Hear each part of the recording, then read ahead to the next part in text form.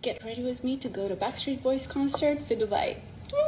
مش مصدقة لغاية دلوقتي ان انا هروح حفلة Backstreet Boys. طبعا 12-year-old me is super happy and is crying inside. حاليا ده اليوم اللي قبل الحفلة، so انا بعمل السكين كير بتاعي قبل النوم. انا طبعا عملت شعري علشان الحفلة في ابو ظبي، وانا بكرة لازم اصحى بدري وعندي يعني يوم طويل مع بناتي وكده، وبعدين بقى هسيبهم لمامي. يعني يا دوبك عندي وقت لميك اب ولبس، وهعمل حتى ضوافري في السيارة، هريحهم كده لمدة اسبوعين كده. فمش هركب الضوافر بالجلو، هركبها بالدبل سايد تيب. حاليا 12-year-old me is super happy. It's يعني a dream come true ان انا اروح حفلة Backstreet Boys. انا اساسا ما كناش لاقيين تذاكر للحفلة، لان التذاكر اول ما نزلت خلصت في ثانيتها، وما لحقتش ان انا اشتري تذاكر بالطريقة العادية من البوكس اوفيس، فاضطريت ان انا اشتريها من ريسيلرز. وطبعا اشترينا تذاكر ب10 اضعاف ثمنها الحقيقي، لان ما كانش فيه تذاكر، فطبعا كل واحد بيستغل الفرصة ان هو يبيع تذكرة بسعر اغلى. كل يهون لي ان انا اشوف Backstreet Boys. حاليا بعمل السكين كير بتاعي اللي هو قبل النوم. I was always team Backstreet Boys. NSYNC I didn't care so much about. NSYNC يعني بسمع لهم 5 أغاني يمكن. غير كده Backstreet Boys in my entire childhood، وحافظة كل أغانيهم، وعارفة إن أول أغنية ليهم كانت Lover Boy في 93. نيك كان صغنن خالص، كان أصغر واحد فيهم وكان أقصر واحد فيهم. حاليا هو دلوقتي أطول واحد فيهم. I'm a hardcore Backstreet Boys fan. بكرة بقى فاضل لي إن أنا أصحى أخلص يومي مع بناتي، وبعدين أسلمهم لمامي، وبعدين أبدأ أجهز، أعمل ميك اب وأعمل القصة. ونوي مؤقتا أشوفكم في الثانية الجاية، هتكون الصبح عندي.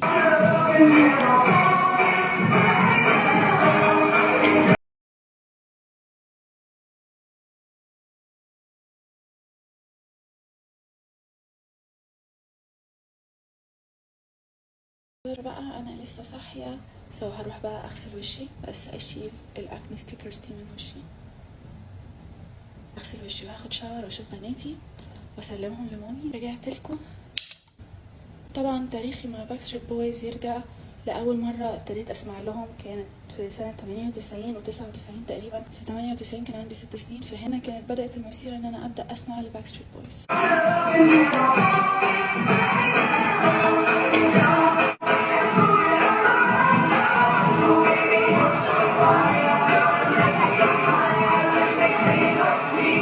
على بال ما وصلت 12 سنة كنت خلاص أدمنتهم.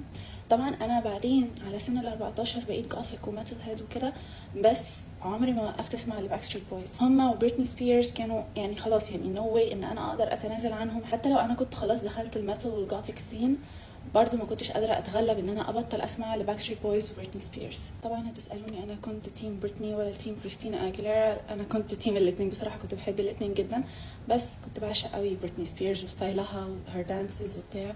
هتقولي لي كريستينا برضو كانت نفس الحكاية، وكانت برضو ستايل ايكون وبتاع، بس I don't know. بريتني just that I connected with Britney more. بس مش هكذب عليكم، انا بعشق برضو كريستينا اجيليرا، وبعشق ستايلها بالذات لما كانت عامله شعرها اسود. ايام بقى ما انا كنت متفاعله على تويتر، مين اللي كان عامل لي فولو من الباكستريت بويز؟ كان هاوي دي هو اللي عامل لي فولو من باكستريت بويز. طبعا ما كنتش مصدقه نفسي، بس انا he was not my favorite. My favorite was نيك وكيفن واي جي، فاي حد غير هاوي. الكلام ده كان من 2010 تقريبا. فانا كانت بقى طموحي ان يمكن لما هاوي دي هو اول واحد يكون يعمل لي فولو، اللي بعده بقى يبقى نيك وكده، بس عمرها ما حصلت. It did not happen. The idea of knowing that Howie D knew that I existed was just overwhelming. حتى لو he was not my favorite, it just felt amazing, فقلت ممكن ده يجر ده.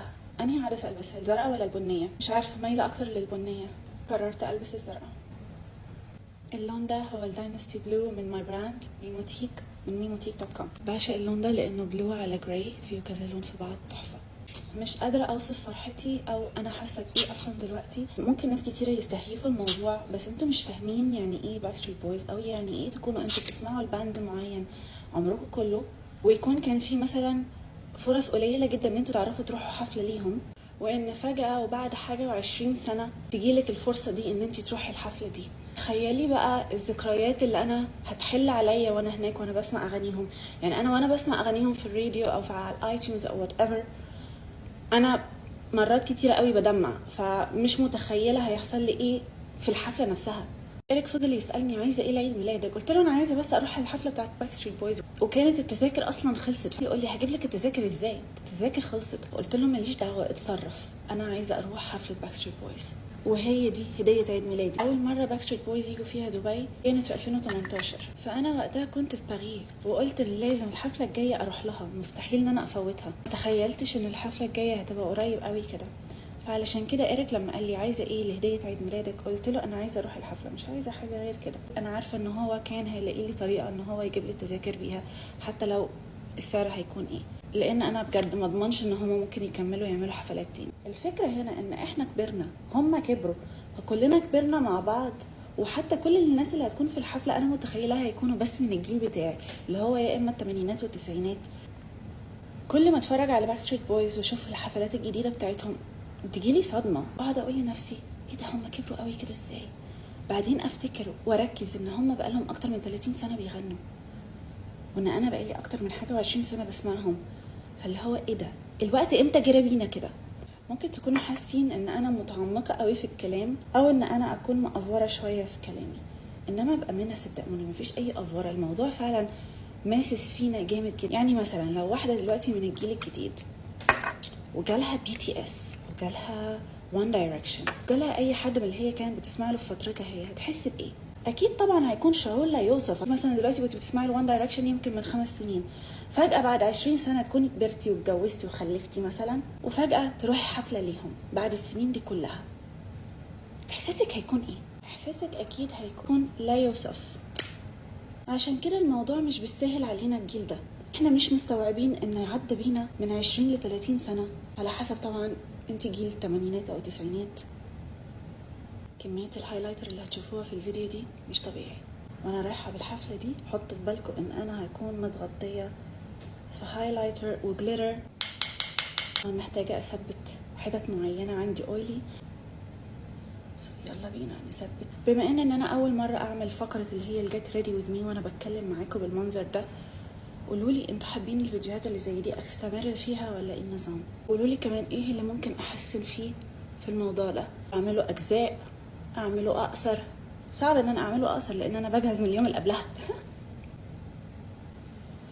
يا ريت تعرفوني كم فيكم اللي بيتفرج على الفيديو ده اصلا is a Backstreet Boys fan, and if you are a Backstreet Boys fan, who is your favorite Backstreet Boys member and what's your favorite Backstreet Boys song, and also were you a team BSB or team NSYNC. طبعا انا مستغربه نفسي جدا من غير اظافري، كل مره اقول هريح اظافري يطلع لي فيها مشوار او ايفنت او whatever، فاقوم مضطره ان انا اركبهم والزقهم بالجلو. المره دي قررت انه لا، دبل سايدد تيب، والدبل سايدد تيب بتاعي بيقعد معايا يوم كامل، فهيستحملوا الحفله وانا في السياره راجعه البيت هقوم فكاهم، لان بصراحه ضوافري محتاجين يرتاحوا، ما خدوش هدنه خالص. كل مره اقول هريح هريح هريح هريح وما بلاقيش فرصه ان انا اريحهم. بلايندنج. نسيح بقى كل حاجه على بعضها. لو ما غرقتيش نفسك او استحميتي في السيتنج سبراي والفيكسنج سبراي يبقى انت ما استعملتيش الموضوع ده صح. واكيد طبعا مش هينفع اروح حفله باكستريت بويز من غير الجليتر ليبس بتاعتي. ماي جليتر ليب كيت بقى from ميموتيك. الواحد بيبقى متخيل ان his favorite band members هيفضلوا شباب طول عمرهم، هيفضلوا صغيرين، مش هيتجوزوا، مش هيخلفوا، مش هيكبروا. الفكرة you idolize them so much اللي هو خلاص انتي مش عايزاه يتغير، ان كان بقى مغني، ممثل. الجليتر ده اللي هيخليهم يشوفوني ان انا على المسرح كده انا عبيت كل حتة. لما بدوس الشفايف على بعض مفيش حاجة بتلزق على بعض.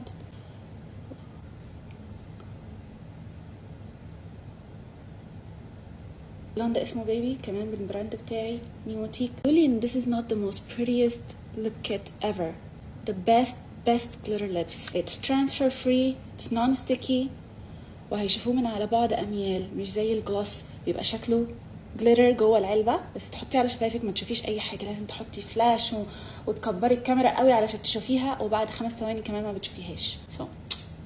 ميموتيك جليتر ليبس. اوعدكم مفيش اي فلتر، ده الميك اب مخلي بشرتي مع السكين كير اللي انا كنت عاملاه امبارح والنهارده وبتاع، وانا كده اساسا يوميا بعمل سكين كير، ففعلا بيفرق معايا جدا الميك اب بسبب السكين كير.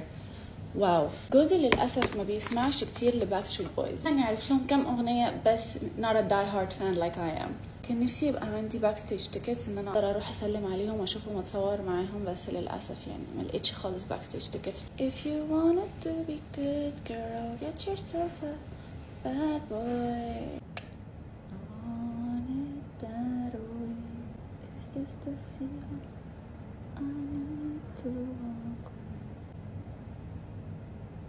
لو في منكم مبتدئ في الميك اب، الافضل ان انت تعملي مكياج عينيكي قبل كل الفيس ميك اب، علشان لو غلطتي تعرفي تمسحي العيون وتعيديها من اول وجديد. لان انا دلوقتي بفضل مراوغه وانا بعمل الايلاينر لا بوظه، لان لو بوظته او بوظت اي حاجه في ميك اب عينيا هضطر ان انا امسحه وابوظ الدنيا بقى كلها اللي انا عاملاها والبيز التحفه. انا بالنسبه لي رسم الحواجب سهل، انما بيبقى صعب لما بكون عامله بقى البيز بتاعي، لان لو باظ مني اضطر اعيد البيز بتاعي اللي في المنطقه دي كلها من اول وجديد، وطبعا مش هيبقى شكله حلو لان هيبقى فيه خطوط في الحتت اللي انا مسحاها. اكتر حاجه بحبها فعلا في شكل مكياجي رسمه حواجبي. بحب الشكل الطبيعي اللي هو البوشي، مش بحب الحواجب السيف ومش بحب الحواجب المتحدده قوي، بحب ان يبان فيه شعر منطور هنا وهنا علشان يدي شكل طبيعي اكتر. وجي وقت الكريستالز يا وزويز. انتوا كنتوا فاكرين ان دي اخرتي في اللمعه يعني؟ الاول هحط جليتر، فربنا يستر ما بوظش الرسمه.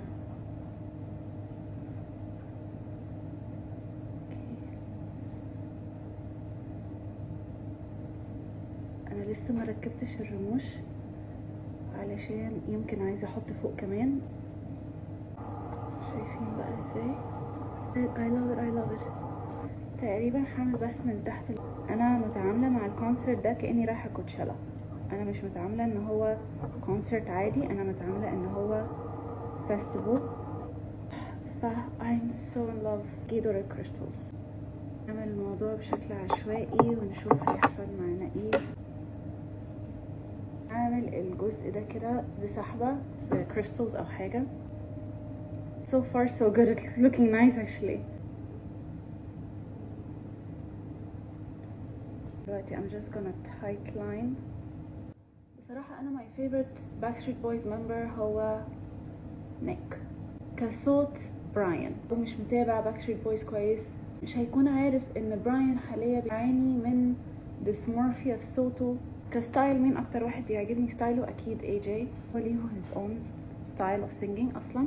حفلة Backstreet Boys في مصر بينت قد إيه ان احنا فعلا دي جيل لويال جدا، وقد ايه احنا بنفهم في الميوزك، وقد ايه فعلا باكستريت بويز كانوا جزء كبير ان ما كانش جزء كامل من our childhood. جيل التسعينات وجيل الثمانينات تحسونا فعلا شبه بعض، تحسونا فعلا دماغ واحدة. الميلينيالز we were the it kids. كنا very well mannered مع أهلنا، وما زلنا، وعندنا مبادئ كلنا متربين عليها واحدة، فعشان كده كلنا شبه بعض، عشان كده تفكيرنا كلنا واحد. فأنا متأكد ان احنا كده هنكون في الكونسرت كده قاعدين حتى بنتكلم مع بعض، الناس هنقعد نتكلم مع بعض ونقعد نحكي حاجات كلها كأننا هو نفس الشخص. مش عارفة اشرح لكم، انتوا فاهمين انا بتكلم عن ايه ولا انا توهتكم؟ الميلينيالز افضل جيل. احنا الميلينيالز يمكن كان افضل جيل، اولا عشاننا كل حاجه، شفنا الفي اتش اس، شفنا البلوراي، شفنا الدي في ديز، شفنا الفلوبي ديسك، شفنا التاماغاتشي، عشاننا الحاجات اللي انتوا ما تعرفوهاش، اللي انتوا بتقولوا what is VHS what is an MP3 player. شفنا الكاسيت بلايرز، استعملنا سي دي بلايرز، استعملنا الفونز اول ما كانوا لسه نازلين. كنتوش تعرفوا يعني ايه الفليب فونز دي اللي هي فقط فيها SMS ومكالمات وفقط، او جيم مثلا السنيك على نوكيا. حضراتكم احنا الميلينيالز جيل التاماغاتشي، جيل الفلوبي ديسك. احنا مواليد 80 ومواليد 90، احلى جيل.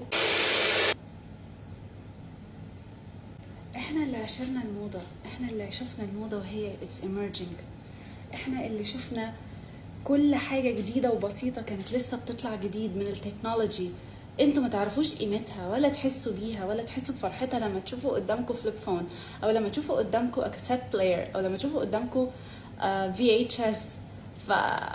الحاجات دي كلها احنا بس اللي نفهم قيمتها، احنا بس جيل الثمانينات والتسعينات اللي يعرفوا معناها، واللي يعرفوا قد ايه هي كانت حاجه بتفرحنا، وقد ايه كانت حاجه اوف ريفولوشنري. بما ان بقى باك ستريت بويز دايما معروفين بيلبسوا لبس ابيض في ابيض واوتفيتس كده ماتشنج دايما مع بعض، فانا بفكر ان انا البس برضو حاجه ابيض في ابيض. لسه ما قررتش ايه هي الابيض في ابيض اللي انا هلبسه، بس هحاول انسق حاجه معاكم. محتاره ما بين ان انا البس فستان ابيض او دنم ابيض، فانا بفكر ان انا البس دنم ابيض افضل عشان ابقى واخده راحتي وانا برقص وبنطط وكده. ف I will go with the white denim وهشوف حاجه تمشي عليه. الوايت كروب توب في الساده ده، وفي اللي عليه جولد تشين، والجولد تشين ده برضو ماشي مع البنطلون لان عليه جولد تشينز. مش عارفه البس ده ولا البس الساده. دي الشنطه اللي اخترتها يا وزويز، ده خاتم الخواتم اللي انا لبستهم، هنا سيلفر وهنا جولد. دي الايرينجز. ده كده الفاينل لوك. ايه رايكم؟ all white and gold. وده كده الفاينل لوك يا وزويز. ده الفول اوتفيت. اخترت البلين شيرت مش اللي فيها تشينز، علشان انا كنت عامله حسابي ان انا هلبس التشين ايرينجز دول، فما حبيتش يبقى تشينز تشينز تشينز. واخترت ان كل الجولري تبقى جولد. هنا بس اللي خليتهم سيلفر علشان my wedding and engagement ring. ف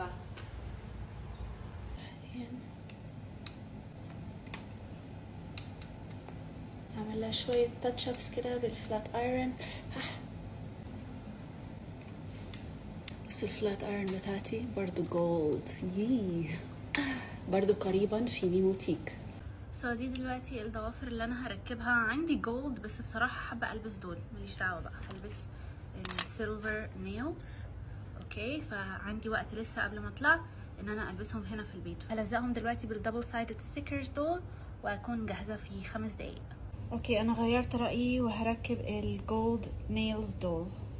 دي كده الضوافر اللي انا اخترت ان انا اركبها. بصوا تحفه ازاي، اتس سو ماتشنج. كويس ان انا اخترت الجولد، كنت خلاص يعني هلبس السيلفر على اخر لحظه.